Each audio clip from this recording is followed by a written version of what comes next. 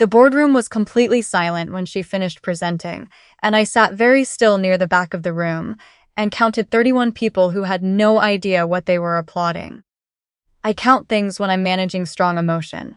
It's a habit I developed sometime in graduate school, a way of anchoring myself to something concrete when the room around me is doing something I can't control. In that moment, I counted chairs. 31. And I counted the number of times my colleague used the phrase "my framework" over the course of that 40-minute presentation. 7. 7 times. The same framework I had spent 11 months building, testing, rebuilding, and finally validating. Most of it at my kitchen table in Leslieville in the early mornings before anyone else at the firm had arrived at their desks. My name is Renee Fontaine. I was 29 years old, 18 months out of a master's program in applied mathematics at the University of Waterloo, and I had a position in risk analytics at a fintech company headquartered on King Street West in Toronto. We weren't a major bank. We weren't Bay Street, exactly. We processed transactions for a network of smaller credit unions and regional lenders across Ontario and British Columbia. Institutions that didn't have the internal infrastructure to build sophisticated risk systems from scratch, and who relied on firms like ours to give them that layer. My job was to understand the things going wrong in that layer, to find the patterns inside the data that indicated something was off before it became expensive. I was good at it. That's not vanity, that's just the relevant context. My colleague had joined the company 4 months before I did. She was charming in a way I had always found slightly exhausting. The kind of charming that never fully switches off. That's always reading the room and adjusting accordingly. She had an undergraduate degree in business communications and several years of experience in financial services in a client-facing capacity. And she was very comfortable talking about complex things in simple terms. What she was less comfortable with, though she would never have said so, was the complex things themselves. She needed someone to do the translation before she could do the presentation. For a while, I didn't mind being that person. It felt like a fair arrangement. She handled the rooms. I handled the work. It didn't occur to me to be more protective of where the work ended and the rooms began. The fraud I'd been tracking for most of that year was the quiet kind. Synthetic identity fraud built from real social insurance number fragments. Partial sins scraped from data breaches, combined with fabricated credit histories and real addresses, assembled into identities that looked legitimate on the surface and fell apart only when you knew exactly where to look. The credit unions we worked with weren't losing enormous sums in single incidents. They were losing small, consistent amounts across hundreds of accounts, the kind of erosion that gets dismissed as normal variation until someone actually runs a proper diagnostic. I ran the diagnostic, then I built a model to address what it found. The work involved 11 months of iterative development, a significant portion of it done outside official hours, because I cared about it in a way that didn't stop at 5 o'clock. I modeled transaction velocity patterns specific to synthetic accounts in their early life cycle. I incorporated FinTrack reporting thresholds to calibrate the sensitivity appropriately. I built a validation set by hand, working backward through 18 months of confirmed fraud cases to test whether my detection logic would have caught them earlier. By the time I finished, I had something that I knew, not hoped, knew, would materially reduce the rate of these accounts being opened and funded by our partner institutions. I brought it to my colleague in late October because I thought she could help me present it. That was my thinking, and I have had a long time to reflect on how much that thinking cost me. I shared the files. I walked her through the methodology twice, over 2 separate video calls, explaining each decision point, each threshold, each assumption embedded in the model. She asked surface questions, the kind that sound like understanding, but are really just learning how to sound like understanding. I answered them all. She said she'd think about the best way to frame it for leadership. 3 weeks later, she walked into a cross-departmental review with our VP of Risk and 2 members of the executive team, and she presented my work as her own. My framework, 7 times. There was a moment in that meeting, roughly 20 minutes in, when one of the executives asked a technical question about how the model handled edge cases in thin-file accounts with very little credit history, where the fraud indicators overlapped with legitimate young borrowers. My colleague hesitated for less than a second. Then she said she'd follow up with the supporting documentation. I was sitting 3 seats to her left. I knew the answer. I had written 11 pages on exactly that problem. I opened my mouth and then I closed it again, because I understood in that same second exactly what would happen if I spoke. I would become visibly helpful. The kind of helpful that signals clearly who actually understood the material. And that would create a problem, which would make me the difficult one. The one who couldn't let her colleague take a moment, who had to be right in the room instead of supporting the team. I closed my mouth, I counted the ceiling tiles, 48. My colleague left that meeting with a formal commendation from our VP of Risk and a salary adjustment at her next performance review. I left with a brief email from our director saying it was good to see collaboration across teams. I sat in the elevator on the way back to the 4th floor and felt something move through me that I hadn't expected. Not anger exactly, but something colder and more focused than anger. Something that required no noise at all. That evening I created what I called the October archive. Everything. Every email where I had shared drafts, every file version with its metadata intact, every Slack message where my colleague had asked me to explain my own methodology back to her, just so I can make sure I'm describing it accurately. You know how I am with the technical pieces, with the timestamps on all of it. I had a habit of over-documenting my work, a professional instinct toward clarity and record-keeping that I developed in my first year almost without thinking about it. Sitting at my kitchen table that October evening, I understood that it had been preparing me for exactly this. There was someone on the 4th floor who knew. A senior analyst who'd been with the company nearly 4 years, who sat 2 rows from my desk, and who had been present for at least 2 of the conversations where I'd walked my colleague through the model in detail. He never said anything, not to me, not to anyone, as far as I could tell. I want to be honest that I felt something sharp about that for a long time. He had seen it. Clearly enough that after the presentation, he began looking at me in a certain careful, weighted way when my colleague and I were both in the same space. A quality of watching and choosing not to act that I recognized and resented. I don't think he was cruel. I think he'd simply calculated that it wasn't his risk to take. I understood the arithmetic. I just didn't have much use for it. I kept my head down and I kept building things. A separate transaction velocity refinement for a different client segment. A revised onboarding verification protocol that our compliance team adopted across 3 partner institutions. I documented everything I built with the same careful attention I'd been applying since October, and I built something else in those months. More slowly, less visibly, that turned out to matter more than any model. A reputation as someone who delivered clean, rigorous work and made no noise about it.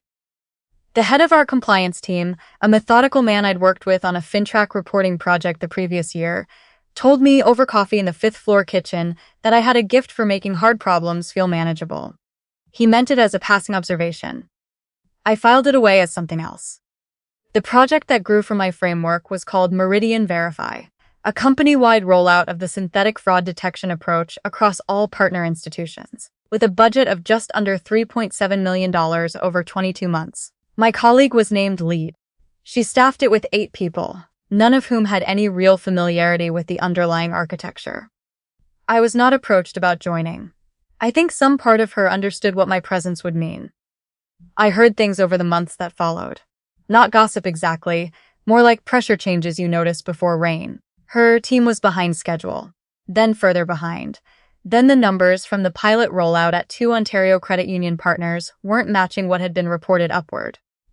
A data engineer I trusted told me quietly, over takeout in the lunchroom, that the core detection logic in the deployed model had been altered during implementation in a way that introduced systematic errors. The thresholds were being applied in the wrong sequence, producing a false positive rate nearly 3 times the projected figure. Real customers were being flagged. Partner institutions were getting complaints. I did not say I told you so to anyone. Not once, not quietly, not in any form. I simply kept working, and I waited for the weight of what was happening to find its own direction. 14 months after that presentation on King Street, my VP of Risk asked me to come to her office. She was a direct person. I had always appreciated that about her. She sat across from me and said, "Meridian Verify is failing. We have a board strategy session in 7 weeks, and the core model is not producing the outcomes we committed to. I've been told you understand the original framework better than anyone currently on staff." She had joined our division 8 months after the original presentation. She didn't know yet where the original framework had actually come from. I let a pause settle into the room. Not a long pause, just long enough to hold something inside it. Then I said, I'll help, but I want to come on as project lead, formally with that documented in writing, before I open a single file. She didn't hesitate, agreed. I think she would have agreed to almost anything at that point. 7 weeks. A board meeting. $3.7 million producing results roughly 1/3 of what had been promised. She needed someone who could actually fix it. And my name was apparently the answer the building kept producing, when people asked the question quietly enough. After the project transfer was formalized, I wrote one email. Subject line: context on Meridian Verify. 2 paragraphs. No heat, no accusation, no language that could be read as anything other than straightforwardly factual. I attached the October archive, every original file, the complete version history with timestamps, the email threads, the Slack messages where my colleague had asked me, in writing, to walk her through my own threshold logic before the cross-departmental review. I told my VP I thought she should have this context before we moved any further forward. I pressed send, I made a cup of tea, I went back to work. My colleague found out she'd been removed from the project before she found out why. She found me on the 4th floor that afternoon, and I remember the particular quality of her composure, that brittle, effortful brightness people use when they're managing something they haven't yet fully processed. She said she'd heard I was taking over Meridian Verify, that it made sense, that it was always really my model anyway, that she'd always said so. I looked up from my screen. You used the phrase "my framework" 7 times in the original presentation, I said. I counted. Her face moved through several things quickly. Calculation. Then something that looked very much like fear. That's not a fair characterization of what happened in that room. I'm not characterizing anything, I told her. I sent the VP the files this morning, the complete version history. The Slack messages where you asked me to walk you through the methodology before the cross-departmental review. She has everything she needs to reach her own conclusions. A long silence opened between us. We could get past this, she said, quieter now. We've always worked well together. I picked up my notebook from the desk. We were never working together, I told her. I was building something. You were presenting it. I walked away and left her standing in the middle of the 4th floor with nowhere to go. The internal review that followed was careful and thorough. It found that my colleague had presented work she hadn't developed. It found that during the Meridian Verify rollout, she had directed implementation changes to the core model without flagging the architectural implications to her team. Changes responsible for the cascading performance failures that had been accumulating for months. It also found that 2 progress reports sent to the executive team had materially misrepresented where the project stood against both timeline and budget. She was placed on administrative leave within 2 weeks of the review opening. She resigned before it concluded. 3 of the people who had worked most closely with her on the project left in the weeks that followed. Not terminated, but unable to find solid footing in an environment that now required genuine understanding of the work rather than compliance with whoever was running the room. I felt complicated things about that. They hadn't stolen anything, but they had gone along consistently when going along wasn't sufficient. And eventually the environment changes, and there is nowhere left for going along to land. The analyst on the 4th floor who had known, who had watched and said nothing, he stayed. We never spoke about it directly. I think we both understood that to speak about it would be to open a conversation neither of us was prepared to finish. He became more deliberate around me after that, more considered. Whether what he felt was guilt or simply a recalibration, I couldn't say. I didn't pursue it. I had other things to build. I rebuilt Meridian Verify in 9 weeks. I brought in 2 analysts I trusted, both people I had worked alongside before, both people who understood what we were doing and why. We used the original architecture, updated with everything I had learned in the 14 months since I had first designed it. We came in $380,000 under the revised budget. In the first quarter after full deployment across partner institutions, the fraud detection rate exceeded the original projections by 11 percentage points.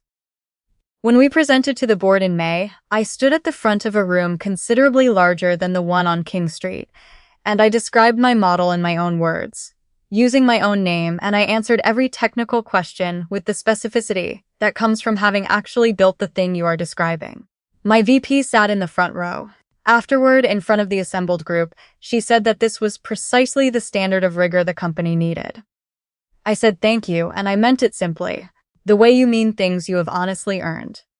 6 months after the full rollout, I was named Senior Director of Risk Analytics. I was 31 years old, the youngest person in the company to hold that title, and the first person in that role who had built the primary system the role was now responsible for overseeing. I heard later, through the slow drift of information that moves through professional networks, whether you tend it or not, that my colleague had interviewed for a senior role at a competing firm in Mississauga, and that someone on the hiring committee had quietly reached out to our company for context, and that the conversation had been brief. I don't know what was said. I didn't ask. Some things arrive where they need to arrive without any directing from you, and the most useful thing you can do is simply not stand in the way. The October archive is still on my drive. I haven't needed to open it in a long time. But I keep it the way you keep a good umbrella after a long run of clear weather.